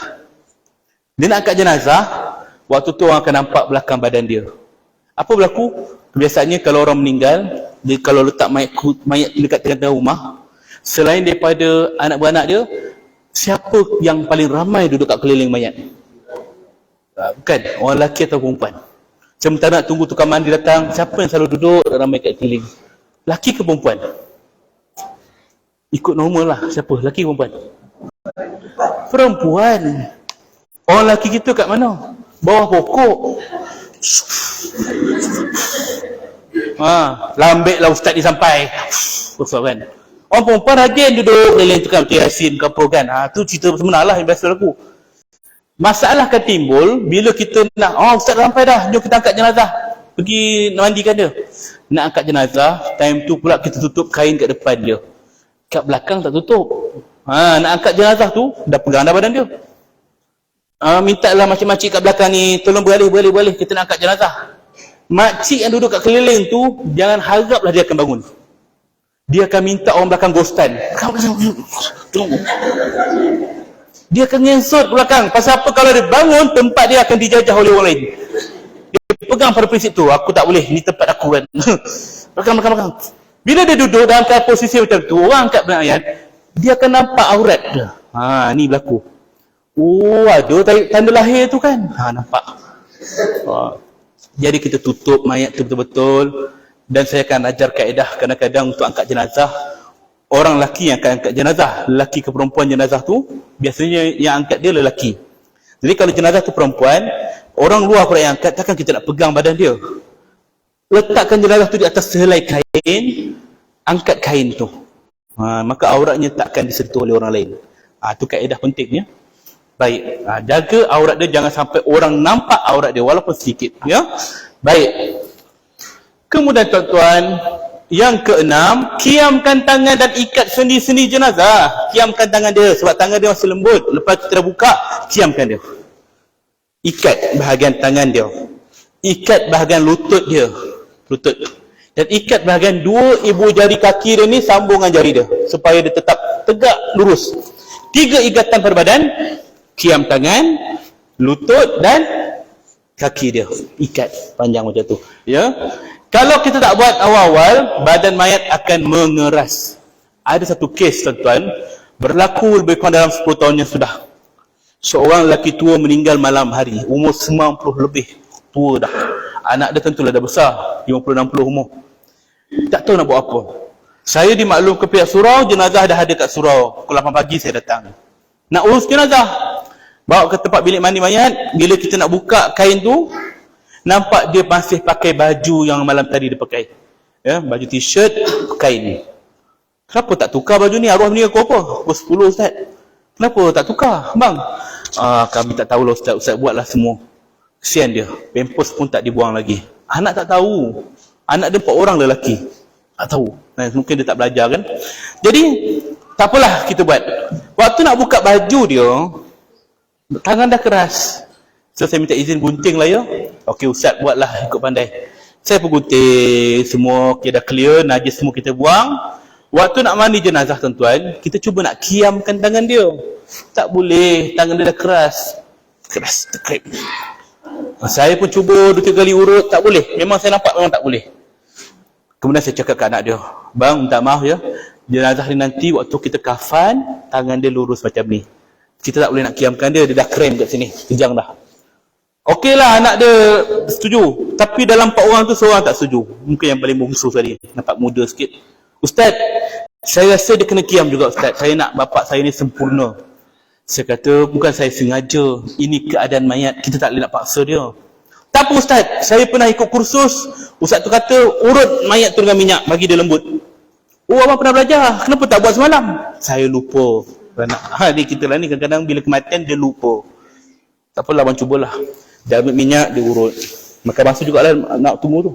Dia cuba try lagi. Saya nampak, memang tak boleh pergi. Boleh Ustaz, kata dia. Bang, kau tak boleh jangan paksa, takut patah. Boleh. Yang lain adik-adik abang tu tengok je kan. Dia buat lagi 3 kali, tengap. Terdengar bunyi patah. Longgar tangan bapak dia. Nak sangat kan? Tergamam semua orang. Masalahnya semua pandang saya. Apa salah aku kan? Kau yang buat kan? Muka merah padam semua. Yang abang dia pula tanya kat saya, Ustaz, patah ke tu? Dah bagi soalan kebat pula kat kita kan. Kenapa tak tanya kat adik kau tu kan? Tengok muka adik dia dah muka pucat tuan-tuan. Lagi pucat daripada bapak dia. Menggigil macam ni kan? Tak tahu buat apa. Kan siapa suruh buat kan? Ustaz, patah ke tu? Dia tanya lagi kita kan. Masa tu dalam kepala tak ada fikir dah. Usul fik apa semua lah. Kawan fik semua apa benda aku nak jawab ni kan. Dan sekali datanglah dia. Saya pun pegang lah tangan arwah tu. Urut-urut sikit. Patah ke Ustaz? Tak patah bang. InsyaAllah tak patah. Habis bunyi kuat tadi bunyi apa? Sabar bang. Kadang-kadang kita ni lenguh otot. Prap otot kita yang berbunyi. Saya kata lenguh otot. Dah tak apa. Mayat ni kita jangan paksa dia. Kita ikut kemampuan dia lah. Boleh ya? Okey boleh. Rupanya abang dia yang seorang tu tak puas hati. Dia pandang adik dia. Nasib baik tak patah. Kalau patah aku patahkan tangan kau. Garang abang dia tu. Kita yang dengar dia pun kecut kan. Dalam hati kecil saya berkata, nasib baik aku tipu. Memang patah pun. Sampai hari ni dia tak tahu cerita sebenar. Sebelah, nasib baik sebelah. Kalau 12 habis longgar kan. Sampai hari ni tak tahu cerita sebenar. Kalaulah dia tahu cerita sebenar, saya tahu nak cari siapa. Okey, tapi itu kenyataan dia. Mayat ni kadang-kadang bermacam rupa tuan-tuan. Dekat luar sana ada kes yang kadang-kadang ada mayat yang begini tangan dia. Tak apa benda dia tengok malam tadi kan. Netflix ke apa, landing. Bukan nak kata mayat tu lah, tapi nak kata dia gini. Turun tak boleh. Dah. Pasal dia dah meninggal 2 hari. Macam mana ni Ustaz? Tak apa, kita buatlah macam tu. Tak boleh nak kiam, di tangan dia begini, nak buat turun tak boleh. Dah urut, badan dia agak besar. Maka saya kata, tak apalah kita uruskan macam mana kemampuan dia. Maka masa mandi tak ada masalah. Tanya jiran ataupun orang datang nak tengok jenazah tu. Datang seorang makcik tu dengan penuh confident dia. Apa kau membona kepada budak ni? Makcik, jangan tegur. Tu bukan kepala, tu tangan dia. Astagfirullah, mulut jahat kata dia. Sebab tu tuan-tuan, kalau kita nampak pelik-pelik pada mayat, kita jaga mulut. Jangan mudah sangat nak menegur. Ada mayat yang kadang-kadang kaki dia macam ni. Dia dah bengkok, tak boleh nak lurus. Orang mandi mayat tu terpaksa kafan macam tu lah. Janganlah kita tegur. Amboi, silam panggung. Jangan macam tu. Janganlah kita tegur. Tak ada je tukang mandi mayat saja. Hari ni kita buat pasien macam ni ya. Tak ada. Tak ada tuan-tuan. Dia mesti ada sebab. Kan? Ada mayat yang kami punya tim dekat Terengganu, SPJM Terengganu, dia hantar gambar kat saya. Ustaz, ni kes yang Ustaz tak pernah jumpa. Ya ke? Mana? Satu gambar bungkuk tegak macam ni. Dia buka kain tu, nampak mayat tu dalam keadaan bersila. Duduk macam ni, orang tua bersila. Kenapa tak baringkan tu? Tak boleh baring Ustaz. Kita baringkan dia pun bersila baring macam ni. Baring macam ni. Memang mengeras, tak boleh nak baring. Apa tak bawa pergi hospital? Hospital kata dah boleh urus dah. Doktor kata, polis kata dah boleh urus dah. Macam mana Ustaz tak boleh baring ni? Tak apalah, kita buat kemampuan dia lah. Dia pun mandikan mayat dalam keadaan bersila. Boleh lagi lah. Dia pun kafankan mayat dalam keadaan bersila. Boleh lagi lah. Dia kata situasi paling mencabar Ustaz, time nak solat jenazah. Bayangkan depan mata saat bersila. Allah. Tak mampu nak buka mata kan. Ini adalah perkara yang mungkin kita akan jumpa di luar sana. Bermacam-macam jenis jenazah dan kita pun tak tahu nasib kita macam mana hujung pangkal nanti. Kan? Maka uruskan sajalah jenazah. Apa je keadaan dia, kita uruskan dengan baik. Ya. Terutamanya kalau mayat tu mayat reput. Kalau mayat reput, macam mana kita nak uruskan? Pernah tak tuan-tuan jumpa? Siapa pernah jumpa mayat reput? Ada tak? Share pengalaman kan? Mayat reput ni tuan-tuan, bau dia sangat busuk. Lagi busuk daripada bau bangkai. Kucing kalau mati tepi jalan, kita nampak kucing tu, kita lalu sebelah dia, ish, bangkai kucing. Kita tutup hidung sebab busuk. Tapi boleh lalu lagi tuan-tuan. Tapi kalau orang kata, depan tu ada mayat 3 hari dah tu. Berani tak tuan lalu? Tak berani. Bau pun dah kita tak boleh nak adap. Itulah dia manusia. Kita macam itulah. Bila mati, kita akan reput. Orang pun tak sanggup nak simpan kita lama-lama. Kita akan keluar satu cecair. Cecair dalam badan kita ni berupa macam minyak-minyak sikit. Namanya air mala. Air mala ni sangat busuk. Kalau kena pada baju, buanglah baju tu. Tak payahlah cuci. Kalau kena pada tangan, basuhlah dengan tanah. Memang susah nak bawa pulang. Melekat bau dia. Jadi tuan-tuan, kalau yang meninggal tu, katakanlah jiran kita meninggal. Na'udzubillah lah, meninggal 3 hari. Waktu tu orang pun datang, orang masjid datang nak tolong angkat jenazah. Bang, tolong angkat bang. Dia panggil kita. Kita ni nak menghadap mayat reput ni. Waktu tu kita tak sanggup. Kita boleh kata, sorry, saya ada emergency ni, meeting. Boleh lari tuan-tuan, sebab tu jiran tak ada hal. Katakanlah yang meninggal tu keluarga kita, mana kita nak lari kan? Sebab tu itulah kita akan jam. Nak lari tak boleh kan? Keluarga, na'udzubillah lah. Jadi apa nak buat? Ada tips dia orang tua-tua dulu ajar. Nak masuk ke dalam ruang ataupun bilik yang ada mayat yang reput, jangan kita acah-acah nak masuk. Macam mana? Ada orang dia masuk dalam rumah tu, tak tahan nak muntah, dia keluar balik. Kemudian dia masuk balik, tak tahan nak keluar balik. Udara kotor, udara bersih kat luar. Bila keluar masuk, dia akan mual. Lugar kata orang Terengganu. Dia akan rasa macam nak muntah. Maka jangan guna cara macam tu, keluar masuk. Habis macam mana cara dia? Kata orang tua-tua dulu, masuk rumah tu, jangan keluar dah.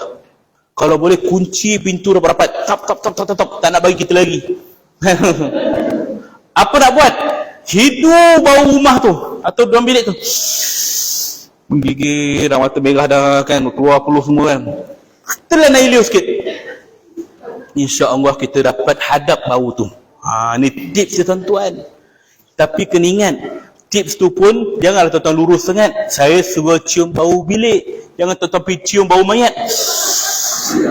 Saya tak pernah buat macam tu dan saya tak ajar macam tu ya.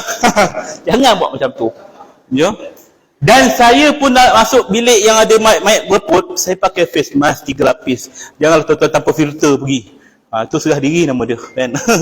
Letaklah minyak cakapak sikit ke apa-apa ke, bagilah. Bau 3 lapis, 7 lapis pun bau kan. Cara kita nak mengawal tu je lah. Minyak cakapak lah paling bagus, dia berangin sikit kan. Bolehlah hadap. Tapi tuan-tuan, kita kena betulkan diri kita. Sebab mayat ni dia tak pernah minta mati macam tu. Kita pun besok mati pun kita tak minta mati macam tu, menyusahkan orang kan. Maka uruskan mayat tu dengan baik. Kalau jumpa dalam keadaan macam tu, jangan jijik. Ya, kita ambil dia 3 lapis kulit mayat ni. Kulit pertama ni kita pegang, badan kita kasar lagi. Bila hilang kulit yang pertama ni, dia ada satu lapisan yang licin bawah ni. Yang licin ni kalau kita pegang tanpa cermat, dia akan melurut. Macam glove tangan tu keluar. Tinggal yang lapisan yang ketiga. Tu yang minyak tu. Jadi tu yang bau dia pekat. Jadi kita uruskan mayat dengan keadaan yang terbaik. Jangan kita pandang hina pada dia. Dan satu lagi tips, jumpa bau mayat macam tu, jangan sekali-kali kita meludah. Tak tahan. Tui kan. Memang tak lalu makan lah 3 hari 3 malam. Kan tu orang tutup pesan lah. Ya. Baik tuan-tuan. Kemudian yang ketujuh, letakkan satu benda yang sederhana berat dekat atas perut jenazah. Biasa orang letak apa? Gunting kan? Biasa orang letak kan? Kat atas perut mayat. Apa kena letak gunting ni? Ni mesti kurafat ni. Tak ada kurafat. Tujuannya nak elakkan perut tadi kembung. Kan? Gunting ni kan logam. Bila kita letak, dia berat sikit. Jadi masuk mayat tu masuk angin, dia nak elakkan kembung, kita letakkan gunting. Tak semestinya gunting. Nak letak apa-apa boleh, nak letak mikrofon boleh, nak letak air mineral ni boleh, nak letak remote aircon pun boleh.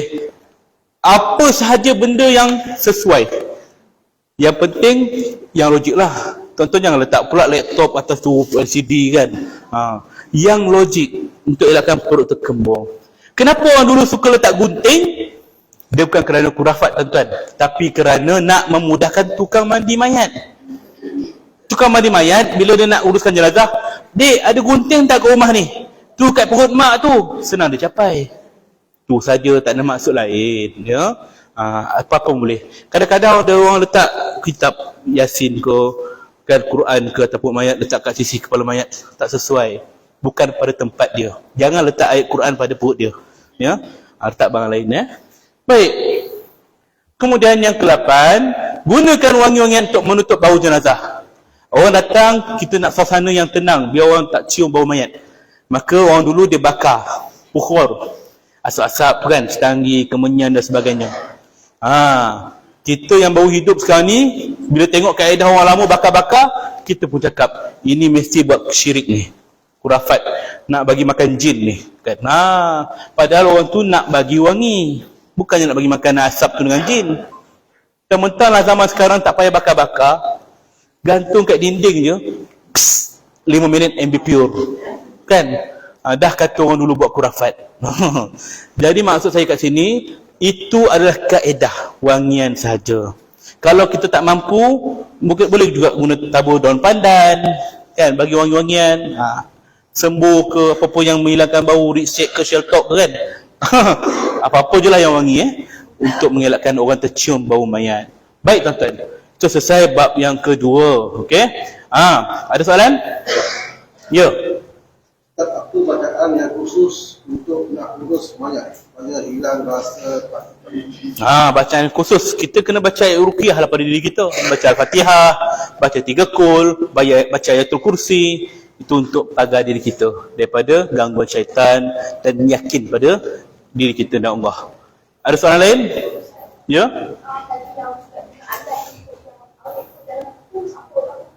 Dalam hukum? Baik. Hukum untuk mengawet mayat ni dia ada 2. Harus dan haram. Harus waktu bila? Harus sekiranya dalam keadaan negara tu tak benarkan jenazah asing dikebumikan situ.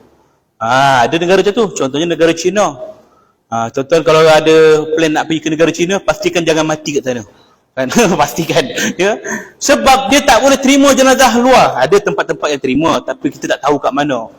Ya, kebiasaannya polisi mereka, negara luar ataupun rakyat asing tak boleh tanam. Kalau nak, bakar saja. Tak kita nak bakar. Ya. Jadi kita ambil pendekatan apa dia? Terpaksa bawa balik. Bawa balik inilah kaedah dia. Maka diharuskan kerana suasana demikian. Haram sekiranya sengaja. Tempat tu memang ada kubur. Tapi kita saja nak bawa balik. Meninggal kat mana? Australia bukan banyak tanah kubur orang Islam sana. Tapi kita nak bawa balik juga. Haramlah hukum dia. Ya? Sebab menyakiti mayat dan melewatkan pengurusan jenazah. Ini kena main, tahu kenapa saya belajar benda ni? Kerana 2 perkara. Pertama, untuk bagi kesedaran pada orang Islam kita. Mana meninggal situ ke bumi, tak payah kita melalui.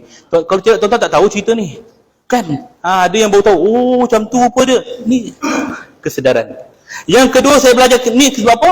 Supaya kebanyakannya orang bukan warga kita daripada Indonesia ke Bangladesh ke mana-mana yang datang bekerja sini, kalau dia meninggal, keluarga dia nak juga bawa balik. Tu hak keluarga dia nak bawa balik. Kita kekurangan ataupun tak ada orang Islam yang menguasai benda ni. Kebiasaannya dia akan serah pada kasket-kasket yang bukan Islam, China, India dan sebagainya. Ada kes yang kita melihat mayat orang Islam kita dibogilkan macam tu saja. Dia tak ada batasan aurat, dia tak fikir apa. Benda ni yang kita nak jaga. Takkanlah jenazah orang Islam kita walaupun bukan warga kita, kita nak serahkan pada orang bukan Islam. Ini antara fardu kifayah yang saya buatlah. Ya. Baik tuan-tuan. Ada soalan lain? Tuan Haji? Ya. Ustaz tadi tentang empang dan undertaking ni. Ustaz cuma dia sebab dia tu untuk orang profesional sekali. Ya, terima kasih. Soalan yang bagus. Biasa ke saya buat? Jawapannya ya. Memang saya ada buat dan kita pun ada praktikal sebelum ni pun 10 mayat dan berapa mayat lagi. Cuma praktikal kita kat Malaysia ni tidak guna cara ni. Injection saja. Bagi siapa kalau bukan Islam yang nak simpan lama, biasanya dia akan serah pada undertaker yang bukan Islam. InsyaAllah. Okey. Injection lebih mudah tapi dia tak tahan lama. 2 hari je. Ini yang tahan lama. Simpan sebulan pun boleh. Kalau nak kita buat nanti. Kan? Queen Elizabeth meninggal 10 hari dia simpan mayat dia. Dia guna full embalming. Bukan setakat yang cucuk ubat tu. Setiap inci sendi jari semua dia akan cucuk dengan ubat. Dan selain daripada kaedah ni. Ya. Lepas tu mayat dia elok, cantik, bersih je. Soalan? Kontak lens mata tu kan. Kalau kita boleh keluarkan, keluarkanlah. Apa sahaja pada badan mayat kalau boleh bawa keluar, keluarkan. Termasuklah kalau dia pakai rambut palsu yang dah tanam kat kepala kan, keluarkan. Kalau dia pakai warna rambut, dia warnakan rambut dia merah, hijau, kuning, dia traffic light, macam mana nak hilangkan ni? Macam mana kaedah dia? Tak boleh nak buang ni, guna sabun pun tak hilang.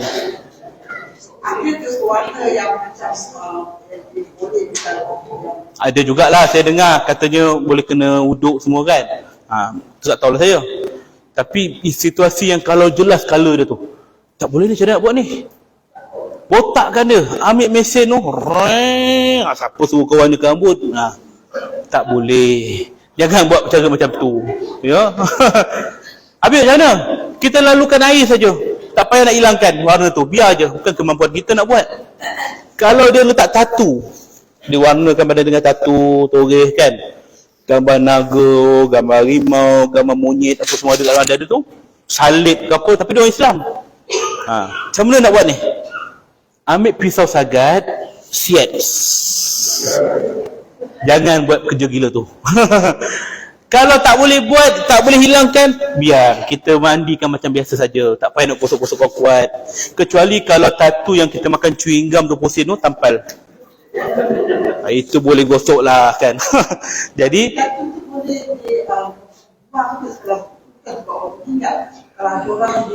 waktu dia hidup boleh, dia ada kaedah sekarang ni, boleh hilangkan, tapi sakit lah kan. Tak tahu lah macam mana kaedah, saya tak pernah ada, tapi saya tahu lah tetap dia guna tu kan. Betul, mungkin dia akan toreh ke kulit tu, wallahu alam. Tapi itulah keadaan dia. Apa saja pada badan mayat yang kita tak boleh nak buang, biarkan. Ada orang kata-kata, ini tak boleh kena air ni. Lepas mandi mayat, dia nak tayamum pula jenazah tu. 2 kali, buat apa? Tak perlu tayamum. Kita dah mandi mayat, mandilah. Tayamum ni situasi dia jika mayat tak boleh kena air. Bakar ke, dia ada penyakit kulit yang kronik ke, ataupun COVID yang dulu kita kena tayamum. Itu saja. Ataupun dalam keadaan tak ada air, tayamum. Tapi kalau dia dah boleh kena air, dia dah mandi cuma kerana dia ada warna rambut dia, kerana dia ada tatu, kita nak tayamum kali kedua, itu tak boleh. Bukan tak boleh, tak perlu. Ya. Jadi kita mandikan saja. Wallahu a'lam. Soalan lain? Ya.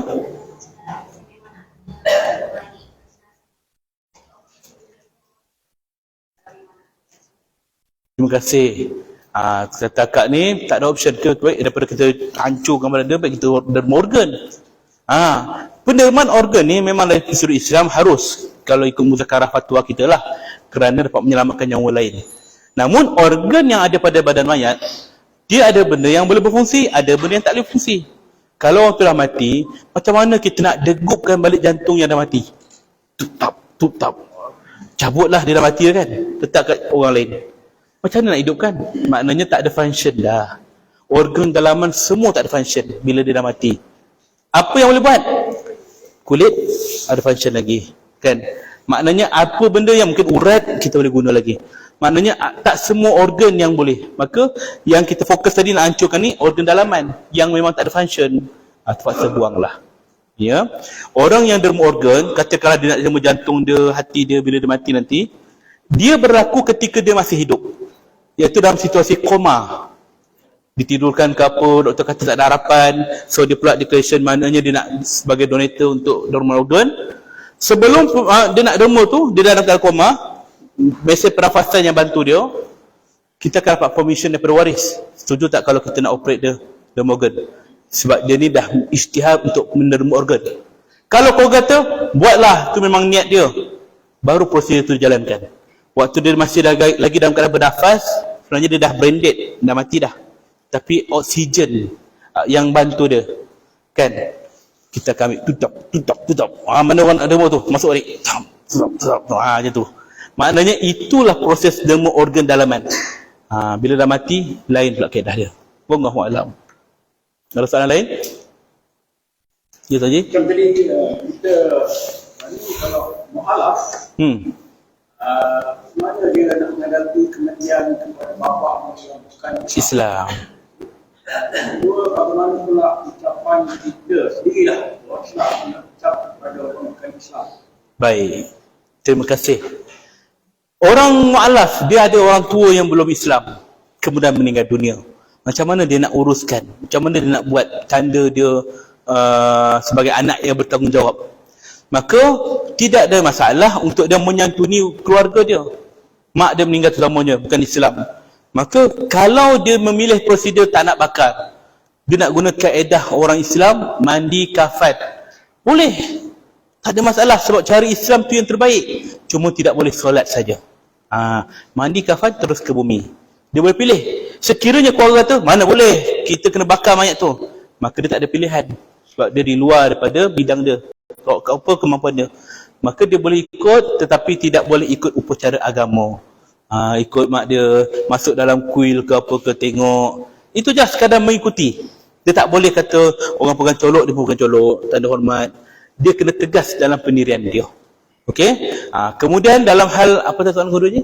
Orang Islam mengucapkan sesuatu kepada orang Takziah dia tu. Islam tidak pernah melarang kita mengucapkan takziah kepada orang bukan Islam yang kematian keluarga dia. Yang kita larang ialah kita sebut RIP. Itu yes, tak boleh. Takziah, salam takziah, kita boleh. Kita bagi bunga kat dia sebagai adat dia, boleh. Kan, datang ziarah, boleh. My condolences to you, kan ayat kan? Boleh. Apa saja kaedah selagi mana tidak masuk pada adat ataupun cara agama mereka, hukumnya harus. Bahkan Nabi sendiri pun menghormati jenazah orang bukan Islam. Kita pun wajib hormat juga. Ketika jenazah Yahudi lalu depan Rasulullah, Nabi berdiri. Sahabat tengok Nabi berdiri, sahabat pun berdiri. Sampai jenazah tu pergi, baru Nabi duduk. Sahabat tanya, ya Rasulullah, tadi yang lalu tadi Yahudi, kenapa kita kena bangun? Kata Nabi, dia juga wajib, berhak untuk dihormati. Ini salah satu dakwah kita. Orang Islam respect lah. Orang bukan Islam mati, dia masih bangun. Lepas tu kita kadang-kadang kita dalam suasana banyak negara, majmuk kan, nampak orang India meninggal, Cina meninggal, kutang kan. Just bagi respect lah. Bukannya selalu kan. Kita janganlah kata, memekar lah woi kan. Janganlah. Kan, duit kertas tu dia terabur, zap. Buat sepah-sepah, buat apa kan. Kan, jangan kita, itu budaya mereka. Jadi kita bagi laluan juga. Allahu'alam. Rest in peace tak boleh. Kita sebut inna lillahi wa inna ilaihi raji'un. Itulah cara Islam, ya. Allahu'alam. Seperti mana dijadualkan 10.45 kita berhenti untuk rest.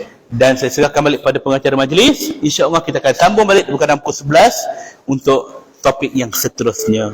Sekian. Assalamualaikum warahmatullahi wabarakatuh.